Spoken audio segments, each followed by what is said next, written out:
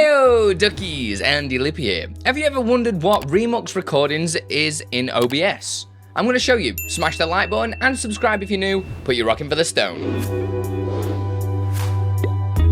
Remux Recordings is a feature in OBS that allows you to change the container format of your recorded videos without re-encoding the actual video and audio data. This can be useful if you want to change the file format of your recordings, or if you need to use a different program to edit or process the recorded video. At the moment, my output settings in OBS are set to record videos in a .mkv format. This is usually the most stable, to be honest, but not all editing programs can use it. To use the Remux Recordings feature in OBS, follow these steps. In the main OBS window, click on the File menu and select Remux Recordings. In the Remux Recordings window, select the recorded video file that you want to remux. Select the desired output format by clicking the ellipsis, then typing in either .mp4, .flv, .mov, .mkv, .ts, or .m3u8. You can also do this from the Remux Recordings menu too if you don't want to select another location to save the file to.